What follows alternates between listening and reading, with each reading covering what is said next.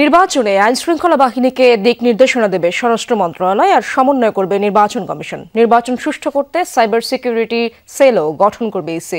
দুপুরে আইনশৃঙ্খলা বাহিনীর সাথে বৈঠক শেষে এসব কথা জানান ইসির সিনিয়র সচিব। সেনাবাহিনী কোন দায়িত্বে থাকবে তা চূড়ান্ত না হলেও ২৮ ফেব্রুয়ারি পর্যন্ত ম্যাজিস্ট্রেসি পাওয়ার নিয়ে মাঠে থাকবে বলেও জানান তিনি। ডেন্টিস্টের পরামর্শ নাও নতুন কোলগেট অ্যাক্টিভ সল্ট। ত্রয়োদশ জাতীয় সংসদ নির্বাচন সামনে রেখে দ্বিতীয় দফায় আইনশৃঙ্খলা বাহিনীর সাথে বৈঠকে বসল ইসি।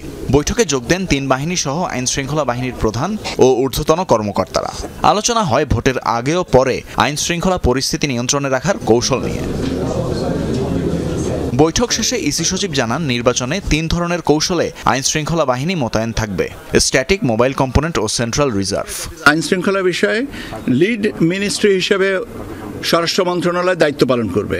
কিভাবে কি কাজ করবেন না করবেন সে সম্পর্কে তারা অন্যান্য বারের মতন দিক নির্দেশনা দিবেন। ইলেকশন কমিশনে আমরা ওভারঅল মনিটরিং এবং কোঅর্ডিনেশনটা আমরা দেখব। বৈঠকে আলোচনা হয় পার্বত্য চট্টগ্রামে মোবাইলের ব্যবহার বাড়ানো নিয়ে। সেই সাথে বডি ক্যামেরায় ইন্টারনেট সেবা সহ প্রযুক্তির সর্বোত্তম ব্যবহার করা হবে বলেও জানান ইসি সচিব।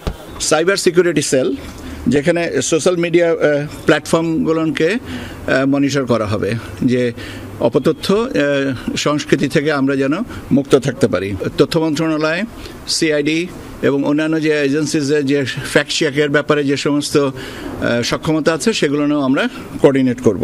আইন শৃঙ্খলা বাহিনীর সদস্যরা কারো কাছ থেকে কোনো ধরনের আতিথেয়তা নিতে পারবে না বলেও জানানো হয়। পাশাপাশি রাজনৈতিক দলগুলোকে আচরণবিধির আওতায় আনতেও কাজ করবে তারা। তাদের ম্যাজিস্ট্রিয়াল পাওয়ার 28 ফেব্রুয়ারি 2026 পর্যন্ত ইনএইড টু সিভিল পাওয়ার যেটা দেওয়া হয়েছে সেটা কন্টিনিউ করবে। সচিব আখতার আহমেদ জানান, পোস্টাল ভোট গ্রহণ থেকে গণনা পর্যন্ত পুরো সময় আইন শৃঙ্খলা বাহিনীকে সর্বোচ্চ নিরাপত্তা নিশ্চিত করতে বলা হয়েছে। বিকেলে আরেক দফা মিডিয়ার সামনে হাজির হয়ে তিনি জানান, শুক্রবার থেকে আবারও ওমান, বাহরাইন, কুয়েত, সৌদি আরব, সংযুক্ত আরব আমিরাত, মালয়েশিয়া ও কাতার, এই 7টি দেশে প্রবাসী ভোটারদের নিবন্ধন কার্যক্রম শুরু হবে। আমরা অগ্রসর হব, প্রবলেম হবে, প্রবলেমটাকে সলভ করব, এইভাবে আমাদেরকে আগাতে হবে। আপনারা আমাদেরকে বলেন যে এইখানে এই সমস্যাটা হচ্ছে, so that we can address it appropriate. এদিকে দুপুরে নির্বাচন কমিশনের কাছে ভোটে ব্যবহৃত স্ট্যাম্প প্যাড ও অমোচনীয় কালির কলম হস্তান্তর করে ইউএনডিপি। তানভীর মৌসুম, যমুনা নিউজ, ঢাকা।